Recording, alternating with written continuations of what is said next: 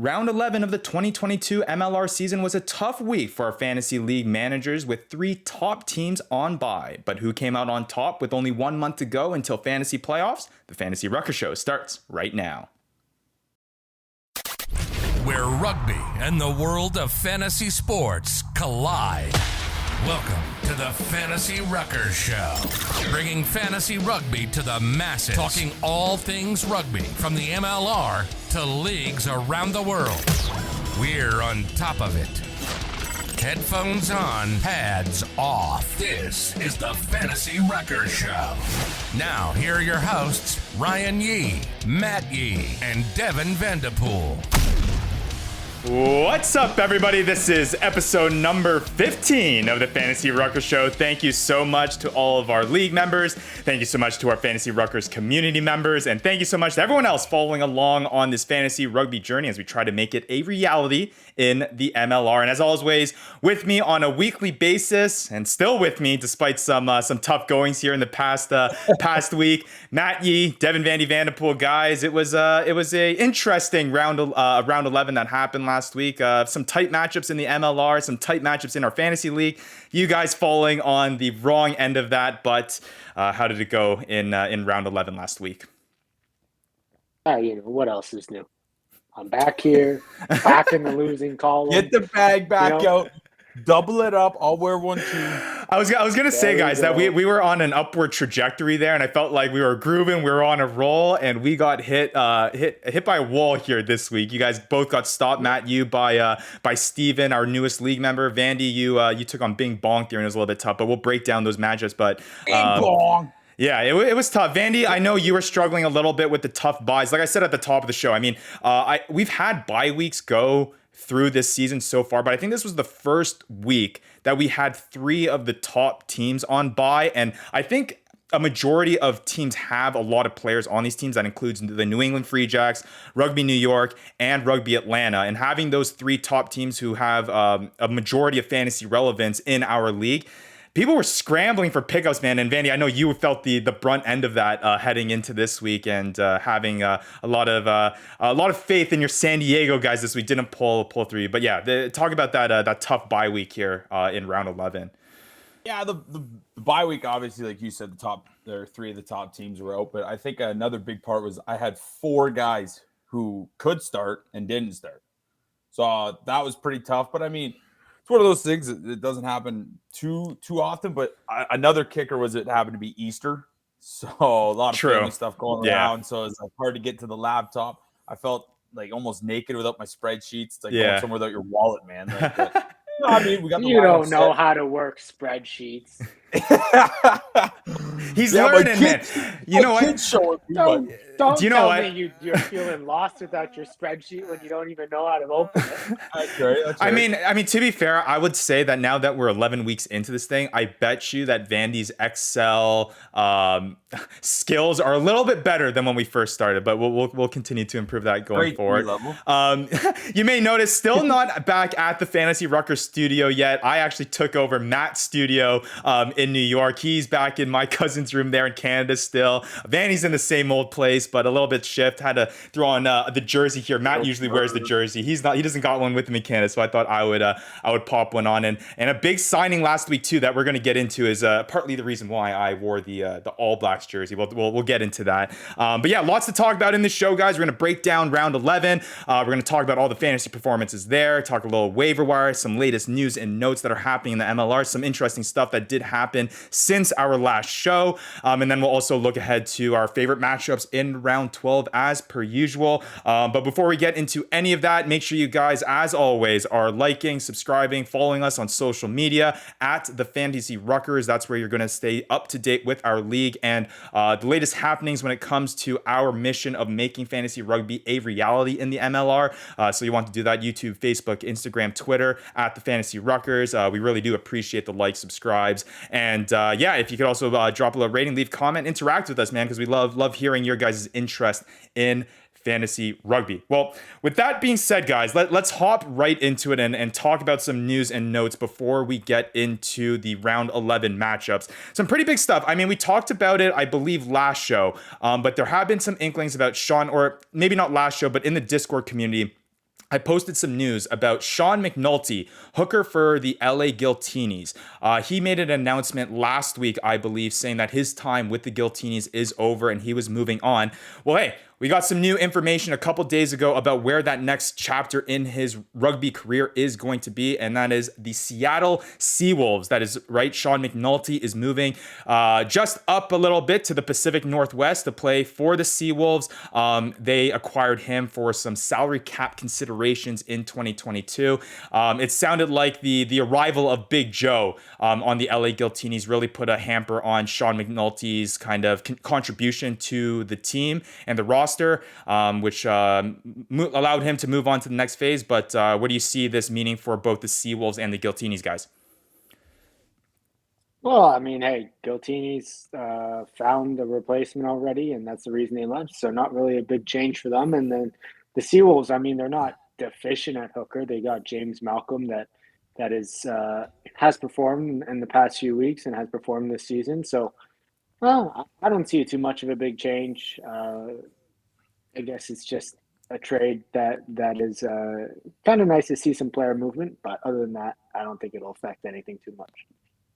Yeah, it's interesting because Sean McNulty, I think last season had such a big impact, and obviously this was before we had implemented the fantasy stats. So maybe from a fantasy perspective, we may not have that same understanding. But Sean McNulty had a huge role on this Giltinis squad last season. It was a big part of their championship run last year. So it's interesting to see how quickly it kind of shifted off like that. I mean, I feel like that's just the theme of the MLR these days. I feel like the turnover in terms of players is just so quick, and teams are very willing to kind of move off of that if there's a better option or if someone's not performing as well. So I don't know, it'll be interesting. It's also interesting to see the kind of what is being paid or what is being given up for these trades. I'm seeing a lot of these 2022 salary cap considerations. I have no idea. I was going to ask about that. You know what I mean? Like, they were also involved in a trade with Dallas Jackals, like the Seawolves were.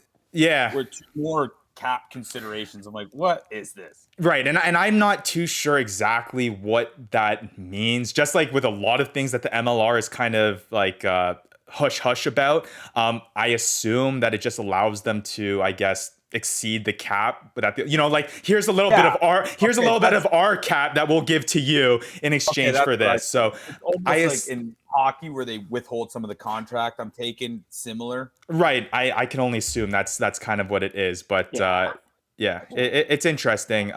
We've had some trades with other involving pieces, but it does seem like salary cap considerations is something that we are seeing a lot of.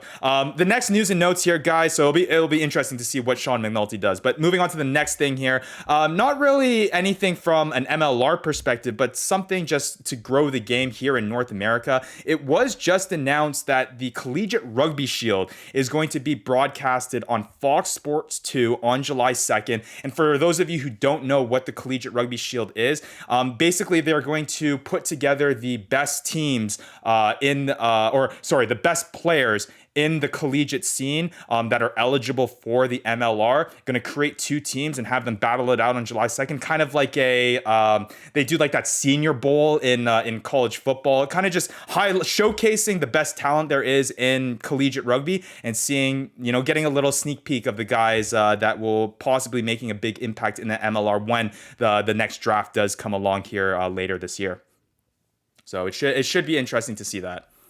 So about the draft in the MLR. Yeah. So I guess from when I might butcher this, but it seems that players can opt out of the draft and they're ineligible until week 10 or round 11, or how does that work? Okay, so and that's good that you brought that up, Vandy, because I was actually just going to talk about that because we're going to get into a lot of these signings that happened in this last week that we did see in between last show and this show.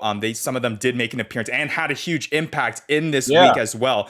So let's hop right into it. I mean, we're talking about two specific players, and I think I know what you're alluding to here, Vandy.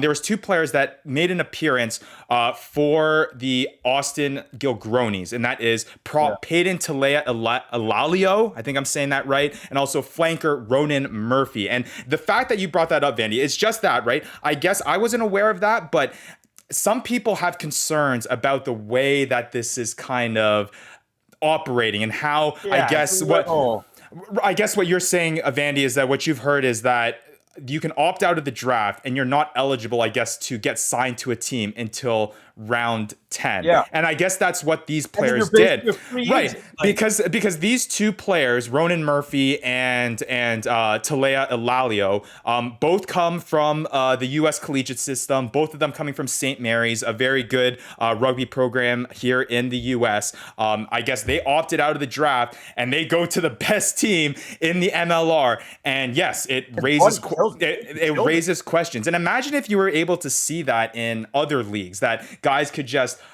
opt out and not go for the draft. And I guess you have similar things where, like, for example, in baseball, they have international draftee signings and stuff like that. But this is not the case. Like, we're going to get into two other international signings that I understand weren't in, the draft, quote unquote. Like, we're going to get into Naholo and other guys here that are coming from overseas. And I understand why they're not in the draft. But guys that are coming from collegiate rugby, guys that are coming from, that is it prime. seems like a loophole, like it's just, it is a loophole. Right. So, and it's hard to see because, I mean, you would want kind of those players to go to programs that are, a little bit struggling. You want players like that to go to the Dallas Jackals to, improve the program, help them out and kind of balance and have some parity in the league. But if teams start cashing this on, I don't know, you're going to have teams, I think, that are going to start running away with this thing. Yeah. You're not gonna grow the team through collegiate draft. No, you're gonna get the team better from signing guys from overseas. There's no. I mean, yes, the U.S. college landscape is improving, but your MLR team isn't going to be built around U.S. college draft picks. Even no, if but I pick guess of the draft, to Ryan's point, it'd be like Dallas Jackals could have used that guy. He might not come in and steal the league. I don't think that's kind of the argument being made, but it's going to a team that's already full of riches. Like, they got a front row when they weren't in need of a front row. For example, Waisake Nahalo is not choosing to go to the Dallas Jackals. Yeah, right? Exactly. He's not going to the Dallas Jackals, but it would help that the Dallas Jackals could get some of the top collegiate players in the league. You know what I mean? And I'm not saying that that's going to jump the Dallas Jackals up from last place to first place or even be competitive for that matter, but at least they're getting a talent pool from somewhere and not just getting absolutely shot. And obviously there's things that are compounded with that as well, that with, the Dallas Jackals going through what they're going through. But, just to even out that talent pool. And I will say, I do understand the other flip side of it. And Vandy, maybe you're not aware. Drafts is a North American thing. The drafts don't happen in the leagues overseas. They all develop those players through their youth programs and through their club systems and move these players up. So this whole idea of a quote unquote rugby draft is a very a new thing to a rugby league, and it's something unique to the MLR. So in that sense, I understand where other people are coming from, but we don't have that grassroots development system here in the US yet. For example, I know that they're starting these youth development systems within the MLR, and I know Utah has a youth program, and I know other, like the Arrows have a youth program that they help develop guys, but it's just not established enough yet where that is going to make a significant enough impact on developing guys. So it's kind of like give and take with these two things. But it is the league. Yeah, it is interesting how there is this loophole that I don't have an opinion on it yet. I'm not sure if it's a good thing or a bad thing. Obviously, this past week they had a huge impact, but we'll see. I mean, I would just say, is it a huge impact? They brought him in against the Dallas Jackals. Like, if you don't want playing time and you go to a good team, then go to a good team. But if you want to get playing time, then you go to the Dallas Jackals. You get even after 10 weeks. Comparing to every other sport, it's just not good for the league. There's certain things that just aren't good for the league. I don't think you'd want I shouldn't even say it without knowing exactly who they are, but you don't want top end talent going to the top end teams at week 11 when playoffs are 5 weeks away, 6 weeks away. That to me just seems, I don't know, bad for the league. I guess. We got Nahalo going to Rugby New York in the middle of the season. I would talk about top end talent. You got a World Cup winner going to one of the top East League team. It's not the talent that's coming from the draft. It's the overseas signings that's going to really cause the parity anyway. That's true. Very, very true. I mean, like I said, I think as the MLR grows and they start to establish these things, obviously these kinks will be worked out and what does work and doesn't work will be figured out. But it is interesting to see the two perspective. Vandy, you obviously come from a North American sports league background. So seeing that parity, seeing the draft, you like side with that type of stuff and Matt digesting more European sport and watching Super Rugby where they don't have the drafts and there is no parity. The bad teams usually are not that great and the good teams usually stay pretty good and they use that grad and they, if you don't have the youth system to go, there isn't a draft for you to rely on that you're just going to be given free players. You better figure it out yourself. So there is a pros and cons to both sides and it'll be interesting to see. But I did see that Reddit post on Reddit where there is like kind of some weird feeling about that and I would understand from a North American perspective why that would raise some concern. But yeah, there is two solid points on both sides to be made. And quickly, guys, I mean, we touched on it a bunch, but let's talk about that big signing. Wasake Nahalo going to Rugby New York. Matt, I'm going to let you touch on this first. Waisake Nahalo. Let's go. Waisake Nahalo. Yeah. Yeah, that's good. All right, we'll do that when he scores a try. But Matt, what was your thoughts, man? I mean, to provide some context. So we get the big tweet coming out from Rugby New York announcing the big signing of Wasake Nahalo. And for those of you who are not aware of who this player is, he's coming from overseas, from New Zealand. Former All Black, was on, I believe, Matt, the 2015 World Cup Championship team. I want to say 2015 World Cup Championship team. Yep. And then 62 caps for the Highlanders, 27 caps for the All Blacks. He's a big winger that's going to provide a lot of impact on that Rugby New York side. The tweet came in. It was the night before, I believe, our waiver period was happening. And I'll say it, I tweeted it out. Man, Malcolm, there was a lot of guys that were putting in the bid, but the guy who made the most commitment to him was Malcolm, the owner of Victoria's Secret in our league, dropping a whopping, 31 fab dollars on him to get him, not even close to anyone else. Yeah. That's just the impact that is believed to be had for the signing of this Wasake Nahalo going to Rugby New York. But what are your thoughts, Matt? Okay, first of all, I don't know if this was on purpose, but you league members, and I'm not saying I didn't think the same thing, but there was a reason why nobody posted that in the league news. I know you guys on purpose didn't post it in the league news. I messaged Ryan about him like, how good's this guy? Yeah, so that nobody would know, and somebody thought they could just fly right under the radar like I thought I was going to, and then Malcolm comes in ruining everything. Bro, I thought I was flying under the radar. I'm like, Ryan, I'm on one here. Ryan's like, no, you're not. The rest of the league. Yeah, but knowing our league, Vandy, with how we have a league filled with rugby versions of Adam Schefters and stuff, I'm not surprised that you guys were right on it. But yeah. But my thoughts, I mean, he's an All Black and he's a try scoring All Black, and he also knows how to recover from injuries faster than any other human alive. So he will be an absolute stud for New York. I think we had this conversation, Ryan, like last week when it happened, is where does he fit in? I mean, you don't sit Fido. Co's back. Do you sit Co? No, I don't think so. We are obligated to say no on this show. I forget who their 15 is. But, Jack Hayden, Lockyer. Isn't. Yeah, either way. I mean, Nahalo is not playing 15. He's either playing wing or center, and you're not sitting any of the centers. Right. So does he come off the bench? You have an All Black coming off the bench. That's just ridiculous, right? So it'll definitely add some depth to this New York squad. Yeah, I mean, depth to say the least, for sure. They're already deep at the back position, and they only get deeper with this signing. Yeah, if I had to put my money on it, and maybe this is just us being, siding with Co and wanting to see Co still kill it out there despite the signing stuff, I do think that Co has experience at fullback. And it seems like Co has been a staple of that lineup. Players like Jack Hayden and Troy Lockyer have kind of shifted in and out of the lineup, whereas Co has been a staple out on the wing. So I'm thinking, we know Ed Fidow is not going to sit, so he starts on one wing. Pull Co to the fullback and then put Nahalo into the other wing spot. Co has experience playing fullback, like I said, and I think that would be a pretty formidable backline. I mean, you're talking about Sam Windsor at 10, you got Fuatai and Emery at centers, and then you got Fidow and Nahalo, and then you got either Co or Lockyer or Hayden at the back.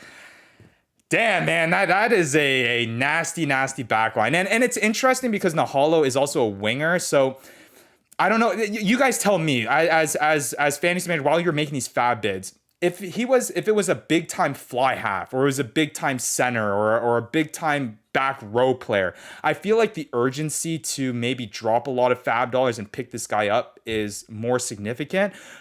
I feel like because Nahalo plays wing, assuming that he stays on the wing and plays for the wing on Rugby New York, the impact may not be as severe, or at least the feeling may not be, because they're just finishers. And at the end of the day, if they can, put together, obviously he's going to create plays and he's a big time player, but the impact that he's going to have on the wing is not going to be as big of a player, let's say, that handles the ball a little bit more. Yeah, that's a good point. Makes me almost kind of think of Ryberg. Like, I don't know enough, but, I guess Ryberg was a pretty highly touted guy, and he's posted 2 tries on the year. Yeah. So what do you think about that, Matt? Well, I mean, I think the reason why he is probably one of the highest bidded on players in our league is strictly because he's known to score tries at the highest level. So True. You expect him to come in here, no matter the playing time, he's gonna end up scoring. And with the guys around him, I think he'll do just fine and probably get maybe a try game. We'll see. And I'm guessing they're going to look to get him involved too, right? So it'll be interesting. I'm really excited to see the impact that he's going to have with his Rugby New York team. That's already a strong side. They've been kind of slowing down a little bit as of late, but coming off of the bye, I'm expecting them to go rolling through here to finish off this season. So it should be. And we had this conversation, Matt, too. We were kind of debating back and forth whether or not he's the biggest signing in MLR history so far. I think I agreed with you that I think Adam Ashley Cooper and Matt Guiteau were both bigger signings than this. But still, I would put it in the top 5, if not top 3 signings of the MLR. And it's very intriguing to see that there is a willingness and a intrigue by players overseas, especially the caliber of Nahalo, to come over here to the States and play some rugby. Hey, it's a good sign for us. It means the MLR is growing and it's attracting not only more fans, but more players that are very, very prominent. So I think that'll be a lot of fun to watch. So we'll look out for that in round 12, and whether or not he starts in that starting lineup or he comes off the bench. I think our whole league's eyes will be on that release. And I know Rugby New York's been infamous for waiting last minute to release those lineups. So I think we'll be on the edge of our seats for quite a while here in round 12. But that will do it for the news and notes, guys. Yeah, big signings, a big trade, and some exciting news with the collegiate scene, and talking a little bit about MLR draft. That will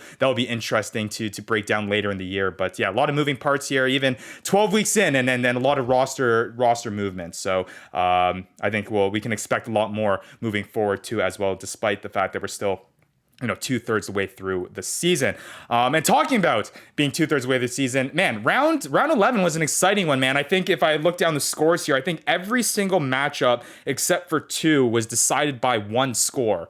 So, I mean, you got to love that. It leads to exciting games, leads to exciting matches, and leads to exciting fantasy finishes as well. So why don't we hop right into that and break it all down? And like we mentioned at the top of the show, it was a tough week for our league managers. 3 teams were on bye: the New England Free Jacks, Rugby Atlanta, and Rugby New York. And I don't have the numbers in front of me, but I can only assume that those, if they're not the top teams, they're among the top teams that have the most players owned by league managers from those teams, making it only harder for teams to kind of set their starting lineups this week. I know even one of our league managers had to go without a second row player because he just couldn't drop anyone that he had on his bench. So yeah, that just explains how desperate of a situation it was in round 12. But let's talk about this first matchup. And I know Vandy said it last show, if this outcome was going to happen, he wasn't going to show up. And I texted him. I said,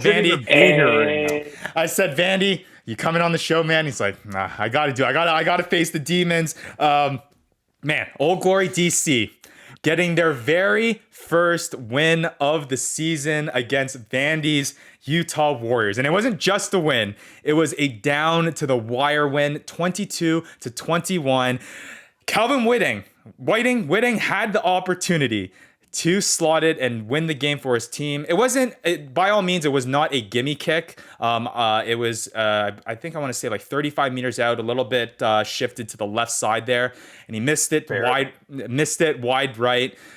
a good kicker would probably hit that, or I would say a consistent kicker would probably hit that and win it. But I mean, a lot's on the line, a lot of nerves going through. Before I reveal the fantasy performances, though, guys, thoughts on this Utah Warriors Old Glory DC matchup? Matt, I'll let you go first. No. I'm letting you go first. Why don't you get everything off your chest there, buddy? That's 2 L's this week. You can talk about one of them right now. Okay, well, we'll start off with some good. Okay, Mike Teo, I think it was his best game of the year, in my opinion. And that guy was all over the field. Beautiful behind the back pass. Oh, that offload was beautiful. Yeah. And then, okay. How did he get it around? Okay, I'm gonna go a little side on this one. You know what? Okay, I'll wait. You know what? I won't get into it yet. You know what? Actually, no, it was this game. So Roberts to Nana. Okay, the ball goes in. I'm a little confused by a knock on because Mike Teo behind the back, like pretty much right after he did the other one, behind the back, it hits Buddy's foot, barely goes forward. He picks it up. They call it a knock on. Okay, I get it. Fair, fine. Roberts to Nana goes up in the air to catch the ball. It hits off his fingers, goes forward, and then he re-grabs it in the air. What is the difference? What is the difference between it touching somebody's foot and him picking it up or him double tapping it in the air? Because that Roberts to Nana led to the penalty, which led to the try. Well, let me break it down. Let me break it down for you. Vandy. Whoa! I was yelling at the TV. It goes off your hands forward, and it hits somebody else's foot. No. Oh, it went backwards. Mike Teo passed behind the back, hit Buddy's foot. He kicked it forward and then picked it up.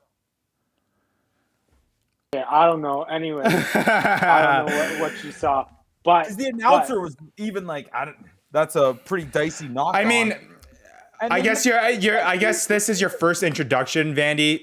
The rule knock on is pretty straightforward, but the interpretation by referees and how it's called, I mean, it's just like any sport. It can get dicey, especially with the knock on call, especially when it gets close. Sometimes they'll be like, oh yeah, that went backwards. And you're like, nah, that did not go backwards. But you're going to get a lot more of that, Vandy. Just like any other sport, man, you're going to get rough calls like that. I know that's tough. But yeah, let me just, yeah. Well, I was just wondering, how did Mikey Teo get the ball from in front around his barrel and around the back? Because he was carrying on the right side, behind the right side. There was no. I mean, I did. So he didn't have to maneuver around the globe that he's carrying around his head. There was a breakdown though, and he quick grabs that ball right over the middle. That boy was moving, man. He's moving. I think that guy is a lot more agile and limber than you think, Matt. I think he can. He might look big. He might got the big trunks of legs and a little bit of a gut, but I think he can still move, man. There's a reason why he plays fullback. If there's any chance that you're listening to this, I don't mean this, but he moves like back in the WWE. There's a guy named Rikishi. And that guy could move for a Samoan guy, a big Samoan dude. Like, I'm not comparing the two, but I'm comparing the two. Mike Taylor, you move like Rikishi, dog, and that's a compliment. All right. Well, some top fan. Yeah. I would say, just to round it off, the one thing I would say that Utah is doing is they seem to have star players. They seem to have very good individual talent, but there is zero cohesiveness. Yeah. Zero. It almost seems like you're watching individual play, boom, boom, hitting the line, nothing there, throw it back. Like, that's how it led to one of the tries. We threw it back right to a guy. It was like pretty much exactly what happened in the Nola game. Like, and I mean, it doesn't help that, you're moving on from a coach midway through the season. You're trying to probably establish a brand new system and philosophy. It's got to be tough mid-season. Big guys, and maybe let Caleb McEnany, kick the ball. Well, I was gonna ask that too. Matt, I know you think that if Caleb McEnany lines up for that kick at the end of the game, he hits that. Because McEnany has been pretty solid from the boot all season long, and I was surprised. You know what? You know what? Vandy gets a win if McEnany's kicking, and I get a win if McEnany's Yeah, but he took kicking. a pretty big lick though before at like the 72-minute mark. And I don't think he was right. But he wasn't even kicking all game though. Yeah, there we go. So let's just quickly. We'll talk about some fantasy. We'll talk about some fantasy performances here. Mike Teo is among those top fantasy performers for Utah. 8.1 fantasy points for him. Caleb McEnany as well, 6.3 fantasy points, scoring that try about 13 meters out off of that nice fancy offload of Mike Teo. And then Calvin Whiting with the boot, 5.5 fantasy points. If he had, 1.5, he would have had 1.5 more there if he hit that game winner at the end of the game. And then for the DC side, Penny Lasaga. I mean, Vandy, you had him on his squad. He's a free agent right now, but he's among the try leaders despite being on DC. He's among the try leaders in the MLR, and he racked up 9.5 fantasy points this match. And then you have Junior Sao, big pickup by the Feral Hippies by Steven, a part of why it was a tough loss for Matt there. Junior Sao getting 7.3 fantasy points, and then Jamison Fanana Schultz, big pickup by Rugby Morning this week as well, 5.6 fantasy points for him. So overall, I mean, it was an exciting match. Despite if you were a Utah fan, if you were a Old Glory DC fan, it was a fun one to watch. You could just see when Calvin Whiting missed that kick, how much emotion poured out from the Old Glory DC guys, and just being, oh my God, we don't have to go the rest of the season without a win. You know what I mean? Like, just to get that first one off your back, I feel like that's a big win for Old Glory DC. Obviously, it came off the expense of Utah. And then before moving on to this next match, that was definitely high scoring. I want to give you one chance here, Vandy. Are you still a Utah fan, man? Are you still sticking with it? Of course, you're sticking with it. Because I feel like, man.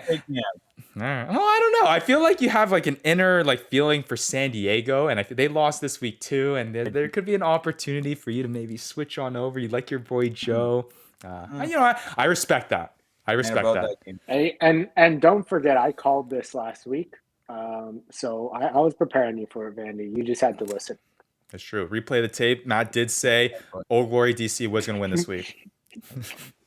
All right, well, let's move on to the next matchup. Huge high-scoring matchup on the Saturday. The Toronto Arrows taking on the NOLA Gold at home, 53-36. Big win by the Toronto Arrows. They have been looking hot since they've returned home playing in Toronto. They are rolling. They're rising up the power rankings. I saw Rugby Morning's power rankings earlier today. They're shooting up those rankings even higher. I think he's got them higher than Rugby New York now. They've been playing like it. Thoughts on their performance here against the NOLA Gold? A big statement performance here by the Arrows. Oh my gosh, NOLA Gold was allergic to tackling in that game. Jeez, they did not want to tackle anybody. Forget that JP Duplessis. Yep. JP Duplessis. However you say it. A.K.A. Marshawn Lynch. Homie ate some Skittles before the game because he blew off about 5 tackles just spinning through the end zone. That was disgusting. Yeah. But hey, he might have broke 5 tackles. Hey, what's the Toronto Arrows might have broke every tackle. Yeah. But NOLA guys. I'm not trying to be a jerk again, but when you're about 12 on a hockey team, Are you trying to be a jerk? You dye your hair whatever color your team is. Why was there 6 NOLA Gold guys with the same exact haircut with the same exact color? They like the frosted tips, man. Cam Dolan started it and he's going through. And maybe that attributed to. He goes, everybody that's rocking the same blonde haircut is killing it this game. So, but yeah, to Matthew's point, yeah, NOLA had a hard time tackling, had a hard time playing defense. But I will say, man, the Arrows looked like they were moving the ball really, really well. And obviously that's easier when you're not getting hit and you're not getting taken down. But the Arrows are moving it. We thought about this team of being defensive, not really scoring that much, really relying on their forward pack and just really playing that gritty style. Didn't show this week. This week they came out and were a little bit flashier. Well, I mean, they still relied on that set piece. That set piece was still an absolute that led to a try. That was for sure. I completely agree. A bunch of tries. I completely agree. And obviously you saw that having Toronto Arrows set piece bonus point being one of the top scorers on your team, but they supplemented that with tries from their wingers. I mean, John Sheridan scored a nice one on the outside. If they can piece both those together, that is what's limiting me from pushing them kind of higher into the power rankings, is that really, it's so far this season, it has been their forward pack that has been carrying. And mind you, it is against the NOLA Gold. But if they can string their back piece like they did against a solid team and just keep this going, if they can piece it all together, man, this Arrows team is going to be a force to be reckoned with, and if they can make the playoffs for sure. I got 2 things to say. Number 12 actually was Tafuga, not JP de Passis or whatever. Duplessis, yeah. Okay. However you say that. And hey, what was that kick? The penalty kick that bounces off the post, homie grabs it and it's a try. So John messaged me, the owner of Lads on Tour in our league, and he messaged me and said, "Hey, dude, is that going to count as a try assist? Because it should be." And let me, as commissioner, I got to lay down the law right here because this is the first time we've seen this all season long. Yep. It's not a try assist. Okay, it is not a try assist. Okay, that's fair. I got another question then on a try assist. Yeah. So Aiden or Ronan Foley gets it off the line at the top. Yeah. He makes this perfect pass down to I think it was Cole Keith. He makes this perfect pass off the top of a lineup. Okay. Right. So I should get both, set piece assists. Oh my God. You're gonna string up for both. Assist. And you know what's funny? Even if I gave that to you, Matt, you still lose this week by 0.2. So it doesn't matter. We'll add 20 meters to McInerney's Get out of here. Get out of here. But yeah, back to that point though, Vandy. I was working through it and I was kind of thinking in my head.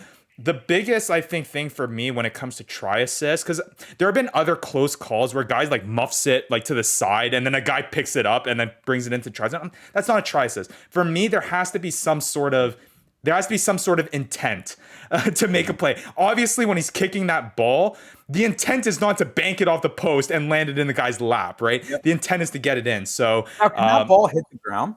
Yeah, it can hit the ground and he can pick that up. As long as he doesn't knock it on, you can pick it up and take it in. But yeah, I did think that was a hilarious one. And John did message me about that, but I had to clarify that and say the try assist was not awarded. It doesn't matter though. John was able to come out with the big W anyways. But just breaking down some fantasy performances here, guys. Yeah, we mentioned some names. I think the big one, Matt, here for you is your constant playing with the Toronto Arrows hookers, because it seems like some weeks you do get it right. I messed up this week. And he's your boy too, man. He's your boy, Jack McRogers. I don't know what his ability is of finding the try zone, but he seems to do it on a week in, week out basis. And he's one of the try scoring leaders on the Toronto Arrows. So it is really good to see. But know, he just likes getting his head stuck in there in the back of the ball. And he's just finding his way. There we go. So let's just break down some top scorers. Surprisingly, the top scorers were actually three NOLA guys. Nick Feeks, Harley Wheeler, Juan Capiello, 11.8, 11.5, and 10 fantasy points respectively there. And then coming in there is the Toronto players. Mitch Richardson, 8.9 fantasy points. John Sheridan, 8.6. Sam Malcolm, clutch from the boot, 8.5. And then also, I mean, the Toronto Arrow set piece doing work as well, 7 fantasy points. That's a big pickup by you, Matt. And really, it was the thing that kept you in this matchup for you this week in fantasy. I will say, despite the assist that you're arguing for Ronan Foley, not going to give that to you. Despite your decision with Jack McRogers and Andrew Quattrin, tough. What I think is the most tough out of the whole matchup was Nick Feeks' try that basically beat you. And it was the 78th minute. He got the ball. Arrows guys were all standing around, and he kind of just hops around and just kind of like finds his way into the try zone, and then everyone's just like, okay, like you scored, good job, and then like worked. It was a complete garbage time try that had so much impact on your fantasy matchup, and it just brought me back crazy memories of in any fantasy sport where, let's say it's a blowout in football, and you're still intently watching because a running back is doing garbage time runs and he gets a touchdown that changes your fantasy matchup. Kind of the same thing here. And I guess on the flip side of the coin, at least if you're playing fantasy, most people are probably tuning out of that game after 53 to 20, 29 or whatever it is. Hey, if you're still in fantasy, still got an impact. You're still watching that game. So just a little motivation there for it's a different way to digest the game. It keeps you in it a little bit longer if you are participating in a fantasy rugby league. So that's the Toronto Arrows and Nola Gold matchup, blow up by the Arrows. We'll see whether or not they can hit back on the road next week or this coming week and continue this this string of results, because they've been absolutely clinical so far, at least at home at York U Stadium. Moving on to the Seattle Seawolves, San Diego Legion. This was a fun matchup too, 34-32 in favor of the Seawolves. The San Diego Legion, they've had some tough matchups here the past couple weeks. They've been sliding a little bit. The Seawolves, they come off their bye. They were looking good last week, and they come out this week and perform once again against the San Diego Legion. Initial thoughts here, guys, on the Seawolves and that Legion matchup. Yeah, I mean, thanks for really digging in that whole Nick Feeks thing. I really enjoyed that minute of reminding me how I lost. That was good. So moving on. Yeah, I mean, San Diego came back. They're coming back in the second half to try and catch up to the Seawolves' hot start. But that Seawolves backline, oh my goodness, some of their set piece, some of their set plays, they were looking good. And they got off to a really hot start. And I was surprised to see the Legion come back and get it so close. But yeah, it was a good matchup by the end of it. AJ Alatimu had a disgusting pass in that game. Yeah. Absolutely gross. It like landed in his hands and he just like beautiful little. And how about my boy Nanu, my 4th Legion player out of like 7 with beautiful play, draws in like 3 guys because he's the size of friggin' 3 guys. Pulls in all the defenders and he's like, "Here you go, kid. Walk that in. You're welcome." Put a cherry on top, gave him a kiss on the forehead, put it to sleep. And I will say, Vandy, he may not have decided the matchup for you, didn't help you win this week. But I will say, I think you're the first person to have him on your roster where he got positive points or got more than 0. So there we go. A big try assist. It was a nice try assist too. And hey, maybe it'll be cool to see Ma and Nanu get a little bit more involved here with this San Diego Legion side. It seems like he is getting into the groove of things a little bit more. He's working up those minutes. So we'll see whether or not he has a bigger impact moving forward. I will say, man, I will say that Joe Peterson, man.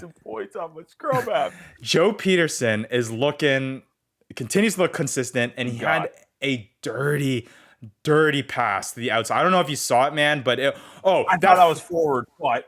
That floater over the top. Oh, that was gorgeous. I forget who scored it on that one. I believe it was Thomas Aoki's. I believe it was his second try. And just a gorgeous floater over the top, and he had a big performance in this one. I know Matt. They did a lot of TMO reviews for scoring plays this weekend, but apparently the one ref, I can't remember where I seen it, but he's the notorious TMO guy, and apparently it was the ref of that one. Oh, really? That's funny. That's funny. His name. So yeah, some top fantasy performers. The top 2 were San Diego guys. Peter Malcolm off of the San Diego set piece. He looked really stellar there. 12.1 fantasy points. Thomas Aoki, he's looking strong on the wing. 12 fantasy points there. He looks to continue to get more involved week in, week out basis ever since he got signed by San Diego and has entered that starting lineup. And then AJ Alatimu, I mean, he had a little bit of a stretch there where he hasn't really made an impact in fantasy, but he looks to be getting back on the right track. He had a big performance there this weekend. And then Martin Iosefo and JP Smith as well for Seattle, coming through 7 points and 6.9 fantasy points for them as well. So I really love this weekend as we get to the more different scoring ones in this next match, but there's been a lot of fantasy points, and I love these types of matchups when we have a lot of scores and a lot of stuff to go off. It makes it exciting. And yes, I know not everyone's winning, but at least you're enjoying it because guys are scoring and you're not losing, because you only put up 5 fantasy points. So let's move on to the next one here. LA Guiltinis taking on the Houston SaberCats. This one was a lot closer than I thought it was going to be. 17-12 in favor of the Guiltinis. Guys, thoughts on the SaberCats Guiltinis matchup? Yeah, Hanko Germish is an absolute mutant. Yes, sir. That man has no hair, but all skill and beastness. Yeah, I mean, he comes off the... Yeah. Oh, sorry, go. No, he comes off that big Bosch last week, right? Where he sent a Fuatai to the Shadow Realm, and then he said, "You know what? I'm going to give that go again." And it just seemed like on that try, like when he quick tapped it, they're all just like, I don't want to be Fuatai. You go. Like it's okay. You could. I don't want to get injured off of that. So yeah, he put big body to it, and he was trucking through it, and he was determined to make it to that try line about 21 meters out. So yeah. Hey, you guys are gonna have to explain that first try LA got to me.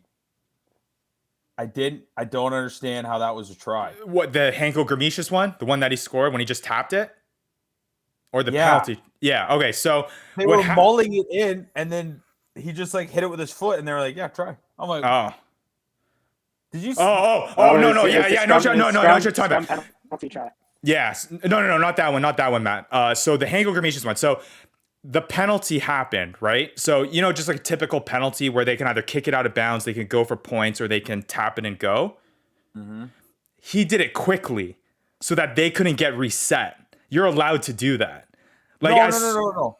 I know that one. It was okay. No, it's a scrum penalty. Yeah, it's a scrum penalty try. Yeah, okay. Yeah. Okay, yeah, which one? So basically, Vandy. Essentially, what happened was that anytime that they're usually this happens when there's a scrum on like the 5 meter line. Yeah. And the attacking team has the ball. If they're pushing them over, and the only thing stopping them from scoring a try off of the scrum, for like completely pushing the scrum over the line, is because of a penalty from the other team, they'll just give a penalty try rather than playing. Oh, that makes sense. Yeah. So the only thing impeding them was his own guys. Yeah. So they're saying, hey, they're going to score anyways, but because you infringed and had a penalty, like that's why they're not scoring. So I'm just going to give. I gotcha. That makes sense. Yeah, that's exactly, because he didn't cross the line, and then they all just like high five each other, like, "We did it, boys. Let's go." How does that make sense? All right, there we go. So yeah, 2 unique tries by the Giltinis, but yeah, it seemed like it was a little bit more of a defensive matchup between these two teams. I thought maybe the Giltinis would come out here and really make a statement. Not quite doing that. Matt, when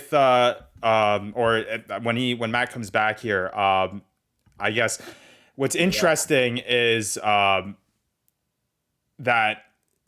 we were talking about how this Houston SaberCats team is struggling a little bit, but hey, they beat them that first time, right? And then they were able to only lose by 5 points here. And I didn't realize when I was looking at the standings, they're sitting at a 5-5 record, and it is very, very it is a very realistic thing to think that this team can make it back into a playoff spot if they can pick it up in these last, I guess, 6 or 7 weeks here for the rest of the regular season. Matt, I was just gonna say before you headed out there was in this matchup they didn't get the win. They were able to beat the Giltinis in that first week. Does this week kind of, change your idea at all, what you were saying last week about the Houston SaberCats? Yeah, I mean, they're still 5-5. They're still behind. Who are they behind? They're behind, I believe but I'm saying is San Diego. Here are other teams with 5-5. Here are other teams with 5-5 records: San Diego Legion, Seattle Seawolves, and then them. You know what I mean? Battling out for the East. And I mean, I guess here's the plain question. Do you think that team is better than San Diego or Seawolves? I think that's an easy no. That's true. I guess my question is that are they as bad as NOLA Gold? Or as bad as the Utah Warriors or the Old Glory DC? Because the way that you made it sound last week, all I'm saying is the way that you made it sound last week is that they're not a good team, right? Maybe they're not as bad as we think. They could be a middle of the table team. They don't need to be the best, and they don't need to be in playoffs. But hey, they're making strides here, and to only lose 17-12 to what many people consider one of the best teams in the league right now, I don't know. It's a pretty good performance. I think if they didn't get 2 yellow cards and 19 penalties, they probably would have won.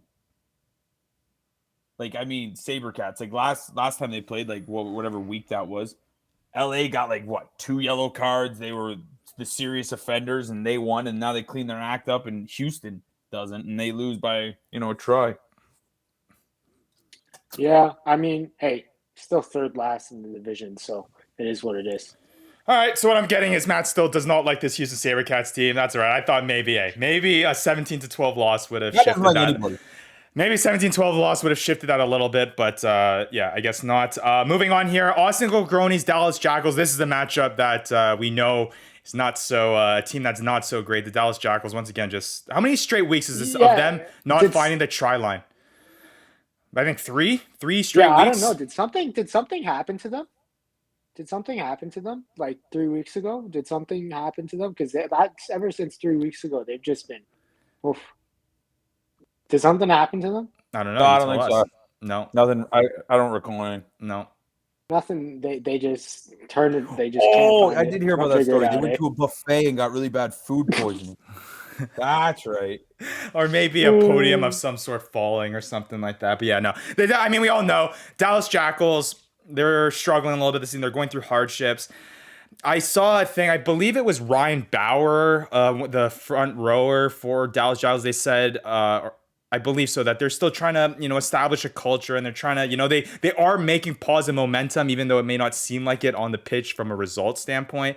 I think we got to cut this team some slack, at least for this season, because what they're going through, on top of being an expansion team and on top of it being the first season, I think they've just got a really, really bad hand dealt to them. So I'm really not taking any of these results for anything, in seriousness. But hey, the Gilgronis made the most of it. They scored 9 tries, 57 to 3 for the Austin Gilgronis. Do we really need to say anything before I get into the fantasy performances? Yeah, get rid of all your Dallas Jackals guys as soon as you can. Yeah, I got something else to say. Ryan Laurie. Come on, dude. Come on. I have no idea. Position, dude. I know. Scrum half. Hey, watch what you're saying. Both Matt and I were both scrum halves, so watch what you say, man. But I like the position. Fantasy-wise, I hate it. I hate it so much, dude. Yeah, it's been a tough go, but yeah, I'm just looking down the list here. Out of fantasy performers, the top 10 were all Austin Gilgronis. We start off with Mark O'Keefe. Man, Mark O'Keefe continues to look really, really good. And after coming off of a struggling past 2 weeks in round 9 and round 10, he comes out with a big performance, 15.3 fantasy points. Will McGee, big pickup by Dankus Anchors, 13.7 fantasy points for him. And then a big pickup by Rugby Morning as well, picking up the Peyton Taleo Elalio, that non-draft eligible player who got scooped up by the Gilgronis there ahead of this week. He obviously made an instant performance or an instant impact, scoring 2 tries, and then Sidney Shoop 8.2, Connor Mooneyham 6 points, all Gilgronis down the board. I guess this begs the question before we move on here, guys, to a league update is, do you just put out any players that are facing the Dallas Jackals? Because it seems like every single team that performs against or every single team that goes up against the Dallas Jackals scores at least 40 points on them. And I think, what did we say last week? We said, is the difference going to be plus or minus 35? And we started at 40. Dude, the difference was 54. So we were... Matt, you owe me $5. We were way... No, that wasn't the bet. Yeah, but we had a bet on something. There was a bet for that, and I said over 30. You did, and Matt said under. But 57 to 3, crazy. So yeah, it seems like moving forward, it's Dallas Jackals. You're not touching Dallas Jackals players, and you're playing any player that's facing the Dallas Jackals, because it seems like that's where points are being scored. I mean, not every week do we see 9 tries getting posted up by a team in a single match. That's pretty crazy. Well, now we will. Every week we'll see 9 tries points at least once a week. Be 2 bonus points. Yeah, no kidding. Well, apparently. Well, that was round 11, guys. Lots of fantasy performances. I think we had a little bit more than usual, despite not having, big-time players on New England Free Jacks, big-time players on Rugby Atlanta, big-time players on Rugby New York. We still had a lot of fantasy performances, which is really encouraging to see. And like I said, with higher scoring weeks comes higher scoring fantasy matchups, and we love to see a lot of points being scored rather than a minimal amount, because it just keeps things exciting. So with that being said, let's move on here quickly, guys, to a quick Commissioner Leagues update with how things are going. We'll just talk about how the leagues are standing with the matchups in round 11. It was a close week, and we'll start off with Lads on Tour taking on Victoria's Secret. He came out up top in a tight one, a matchup that was decided by just over 2 points. Sam Malcolm, Mike Teo coming through big for Lads on Tour. Matchup number 2, Feral Hippies taking on Matt's Ruck and Roll, losing by 2.2 points. And like I said, it was off the back of that garbage time. I Nick thought we Feeks. were against hippies on this show. I thought we were against hippies on this show, and we weren't going to let them win. I remember you telling me that at the start of the year. You said, no Who said hippies that? on this show. The hippies can't win. You said that. The commissioner said that. Run it back. You said that. Run it back. Yeah, you. I don't know, man. I Yeah, think play the tape. this is okay. Play the tape. Play the tape. There is no the tape, tape. Matt. Get the heck out of here. You're just salty that you're losing. That's all right. Nick Feeks, 8.3 points. Now no sympathy. Damn right he got that garbage time try. Damn right, Matt. Baby, play the video. Let's play the video. Let's move on to matchup number 3. Rugby morning, man. It feels like with this guy, it's either the most points in the week or the least amount of points. And Rugby Morning decided this week was going to be one of the most, and it was the highest scoring week or highest scoring performance of the week, 55.8 fantasy points. And Dangus Anchors was still able to put up 24.7 off the back of Will McGee, who had a good performance, but just not enough when you have 3 guys that are scoring double-digit fantasy points. And then we have Bing Bong Theory. Not really close one here, 27.3 over 13.5. But like we said, heading into this, it was a tough matchup.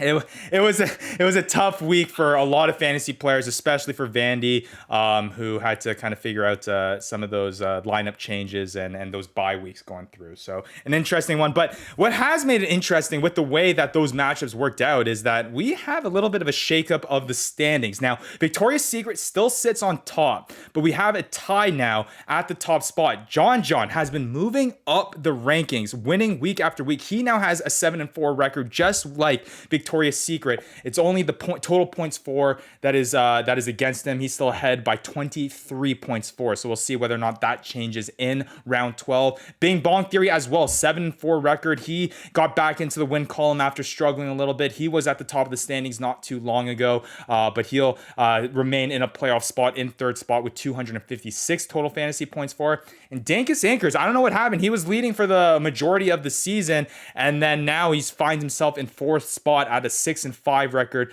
300 total points for, those second in the league. He'll look to get back in the win column this week. And then this is where the playoff race starts happening. Rugby Morning has that same record as Dankus Anchors, just has the less total points for. Feral Hippies, he's won back-to-back weeks now, 4-7. And yes, our lovely two hosts are sitting at... The boys are back. The boys are back. The boys are back. Hey, we're back, baby. The boys are back, and yeah, they're sitting at 7 and 8 respectively. 2 tough losses there. Just I think it's just a bad luck thing here, guys. It feels like home. It feels like home. No, you know what? I just love charity. I just can't help but say I just love yes, you charity. do. We love giving. We love giving wins to other teams. We love giving money to charities, and we love last place. It feels like home, baby. Feels like home. Oh man, I feel like I want to say that you should speak for yourself on that, but I feel like Vanny at this point is now in that same boat. Now both of you will be I gotta say, it's starting to feel like home. Well, hey, the chair's still warm. Come on in, buddy. Come on in. Hey, well, let's see. I would like to see you guys hopefully maybe next week bounce back a little bit, because it was fun to see you come. No, you don't. Don't lie to me. Don't pretend like I don't understand. Rise up the table. I don't understand what happened with projecting your guys' struggles on me. Like, as if I had anything to do with what you guys are doing. You guys make the pickups. You guys make the drops. You guys choose what guys to start. I didn't tell you to drop Jack McRogers. No. I didn't tell Vandy to act slow. I don't know what you guys are saying. Vandy, we know who the issue is. We know who it is. It's just me. Doesn't want. I'm the issue. Yeah, I think that's right. I think you guys are the issue. Friggin' ridiculous. After all the work that I do for you guys, and you're gonna say that I'm the problem. I said it, not me. Ridiculous, absolutely ridiculous. All right, let's move in forward. You said a pre-show. What are you talking about? Let's talk about. Hey, pre-show is different than on-show, and now it's on the record, and now it's in the video. You can talk about pre-show. All right, so let's talk about some waiver wire pickups here, guys. Like I said, it continues to get shallower and shallower. I'm not sure if there's really many guys that can be picked up. I mean, I'm looking at the top of the rankings here, guys, and a lot of them are guys that aren't playing anymore. I mean, Brock Webster's at the top. He's playing sevens right now. Mike DeBoulis is on the top of the rankings. He's out for the rest of the season. Some guys that pop up, Adrian Carls, he hasn't played in the past 2 weeks. He's also on Dallas. He's the top player. Not sure if anyone's touching him. Vanny, this might interest you. Damian Stevens is in our free agency. He's a scrum half for NOLA, but it does seem like NOLA's kind of shifting between these 3 scrum halves, between him and Devereaux Ferris and that other guy that came in to sub in for him. Not too sure how you'll play with that. I guess you'll just have to wait for the starting lineups to be released. And then Jack Hyden, he's also there as well. He hasn't scored points for the past month, so I'm not too sure if he'll be a hot commodity. It's tough, man. It's very tough. I think it's more so not necessarily looking at total fantasy points at this point. It's looking at guys who are making an impact as of late, because I still do see a lot of guys that are in the top of our rankings that are still very, very, very high, but that's based off of performances that happened in like week 2, week 3. You know what I mean? Like they had 20 points that they scored in week 2 and 3, and that's accounting for most of their 30 points, which seems to be the high in our waiver wire right now. So that's also something to kind of keep in mind when you're making these waiver wire pickups. So quickly here, guys, as we start to wrap up this show, let's quickly talk about round 12. And the matchups that we are looking most forward to for this round 12 matchups. We got the Houston SaberCats taking on the Toronto Arrows, the NOLA Gold taking on the Gilgronis, Old Glory DC taking on the Dallas Jackals, Utah Warriors taking on the Seattle Seawolves, Rugby New York versus the New England Free Jacks, and then the Legion taking on Rugby Atlanta. It is the LA Guiltinis on bye this week, so we have another full slate of games. Guys, which matchup are we looking forward to the most? Old Glory DC versus Dallas Jackals. I was just about to say that. I'm about to pick up so many DC players. Felix Kalapu, I'm picking him up. Dude, I'm playing Roberts Tanana for sure. Oh, he'll get you so many meters gained, but no tries. I'm actually kind of looking forward to the Toronto Arrows Houston game. I think that'll be a good game. And I will say that's a game in Houston. So the Arrows are finishing up their home stretch. They'll be traveling to Houston for that. It'll be interesting to see how they are able to play away from home. Yeah, Seattle will be a good one. I will mention, Matt, about the Dallas Jackals and Old Glory DC matchup. I know you're laughing about picking up a lot of DC guys. And I was going to ask you that question, whether or not them being the second worst team in the league, if that scares you, but I guess not. I will say, there is something on the line for this match, and I don't know if this will provide extra motivation for the Dallas Jackals. If they lose this week, they are officially out of contention for the playoffs. They'll be the first team out of contention. You didn't already know that? Oh, I don't know. Positivity. Matt, you can't. Yeah, they could make the playoffs if they win this week. I forgot.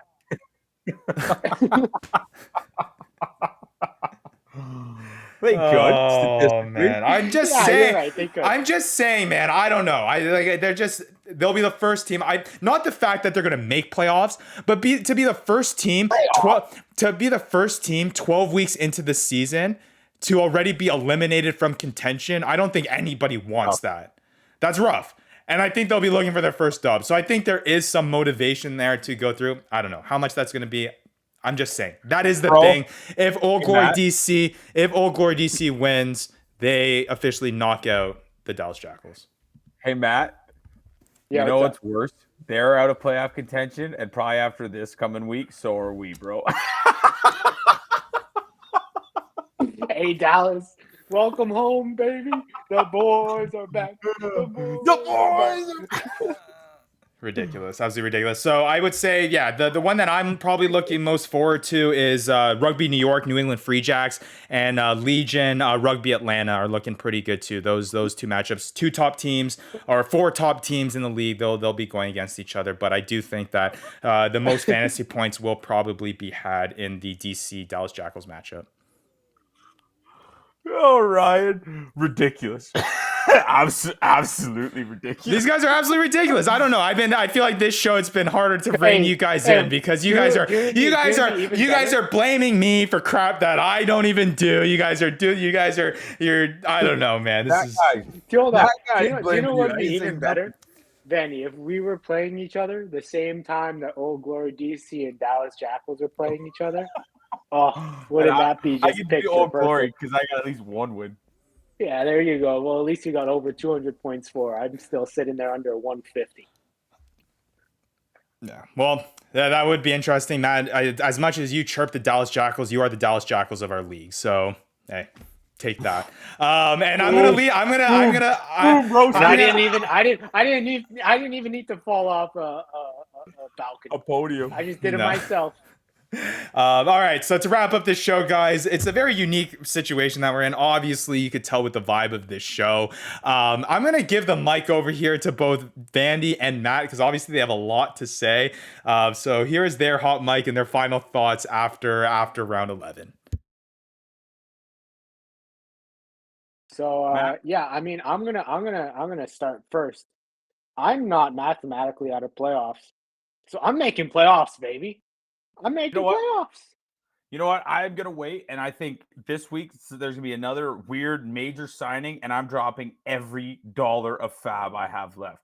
I don't know who the next all-back player to come over is, but I'm dropping every cent I have, and I'm going to run away with How this. about you just give me all your fab, and I'll give you Niall Saunders. Let's make a bet right now. Who finishes top? $50 Who charity. finishes up top? Go. $50 Well, charity. I'm going to be last. You're going to finish on top. You just said you're gonna make playoffs. I usually finish on top. Yeah, well, Vanny and I are going to be 3 and 4. Are we? We only have 3 wins. No, we're going to be 3rd and 4th place, man. Oh, I was gonna say I got more wins than 3, bro. Yeah, 3 scum. 3 scum. Like, ridiculous. Well, I got 4. But yeah, we'll see whether or not you guys can hop back in the win column here. But yeah, I thought aside from maybe not the results that you guys wanted to see, I saw that the fantasy performances were a lot of fun this week, especially statting them out because there just seemed to be a lot of tries scored and a lot of points, which made it fun on my side to not see anyone. I don't think anyone in our league this week scored below double digits, which is good to see because I feel like there was a stretch there where our league members, there was at least a couple guys that got the short end of the stick and got less than double digit points, but wasn't the case this week. So it definitely made it a lot more fun to watch. Yeah, I think we'll be in for a treat here in round 12. And guys, before we wrap the show, any final thoughts for the listeners as we head into round 12 of the season? Yeah, as hard as Matt has been on you this episode, Ryan, you do a great job. Hey, thanks. And I just want to give you a minute and say we appreciate everything you do. And this week, hey, way more it's all in. Let me just finish off the episode by saying, Vandy, your nose looks extremely brown over there, buddy. Just the way I like it. I don't know. Hey, Nat, when you were telling me that you should switch up Jack and Rogers and Andrew Quattro, it ain't going to be your way that's going to be doing it. It's going to be nice compliments like that are going to convince me to make those changes. But no, it's been good all season long, and I really do appreciate all the fantasy league members that have been keeping up and obviously making their commitments to doing this because it definitely ain't easy, especially with the pickups this past week. I know there was a lot of research that went involved in that, so it was good for everyone to be involved in and be in tune with that whole wave of pickups and stuff. And we'll see whether or not the same happens for round 12. And we'll see whether or not those guys get their lineups out on time because I feel like that's the biggest thing here is the teams to get their lineups out at a reasonable time for you guys to make a decision because last week wasn't too good. It made things a little bit hard, especially some last minute changes too that threw a wrench into things. So, honestly, I think it was more what was going on this weekend. Like yeah, obviously the lineups are very important, but super busy weekend probably for a lot of people too. So. Yeah. So, exciting for round 12. And once again, if you want to follow the fantasy rugby journey, make sure you follow us at the Fantasy Ruckers. You'll be able to stay up to date with that and also be the first to know if we do expand our Fantasy Ruckers project into more leagues as well. We hope to really make this a reality in the MLR, and we'll continue trying to do that. So, for Matt, for Devin Vandy Vanderpool, we will see you next week, and thanks for tuning in. You've been listening to the Fantasy Ruckers Show, bringing fantasy rugby to the masses, covering everything rugby from the MLR and beyond. We hope you enjoyed the show. Make sure to like, rate, and review, and be sure to tell all your friends. We'll be back soon, but in the meantime, connect with us on social media at the Fantasy Ruckers. Till next time, this is the Fantasy Ruckers Show, signing off.